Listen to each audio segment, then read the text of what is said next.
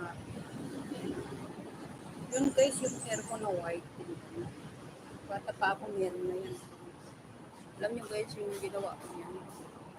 Lagi kong binubunutan pag may tulubog, bunutan ko. Hanggang dito, mami. Dito lang banda. Dito lang banda ng white. Wala man dito. So dito lang banda.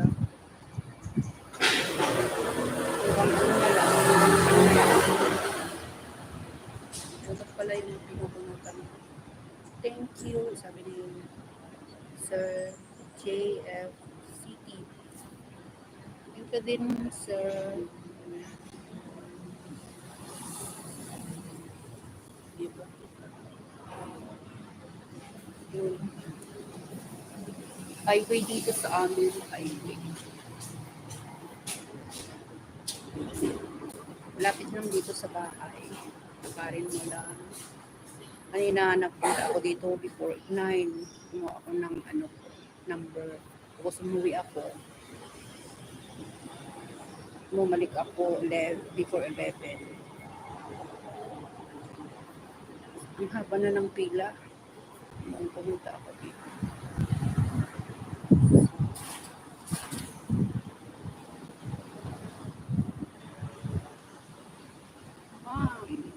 Chong. MLS.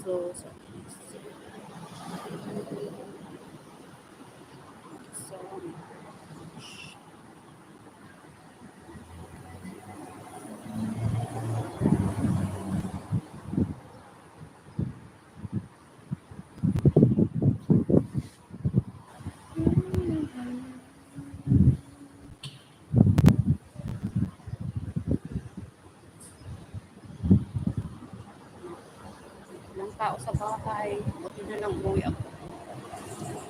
Naglinis, gaba, kasi iniwan ko kanina, di ba ako tapos naglinis sa kwarto at saka isang toilet ang linis.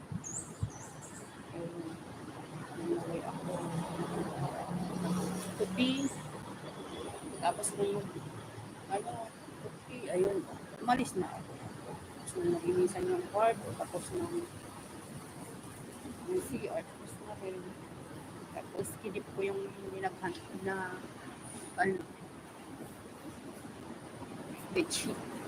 Kasi maabon-abon na rin. Yan, mahangin dito. Mahangin, ang ulan, mahangin, ang ulan. Buti kahapon, may may sinag ng maga. Yan. O di yung mga cracker na pagpritohin ko mamaya. Pwede nang iprito. Kasi binilat ko sa araw para crispy siya.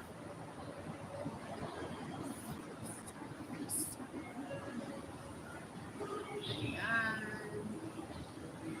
4 na lang. Ako, Diyos ko dahil. Abutin ako ng 12 o'clock dito. Tumating na yung amo. Gutom pa naman na ako guys. 3 slice bread kinain ko. Yan, every morning 3 slice bread. Pag gutom ako, kain ng prutas, kain ng biskuit. Pag lunch naman, minsan prutas din pag nagka-lunch.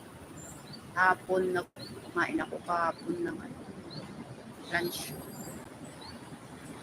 Kamuti, yung kinain ko. Tapos kapag kumain ko ng rice. Minsan din noodles. Alam nyo, yung ginagawa natin sa Pilipinas na kahit noodles, kumakain pa tayo naman. Kanin. Yung ginawa ko. Kanin, tsaka rice. Rice at saka noodles. Ayan, medyo traffic guys. Mga bahaba yung traffic.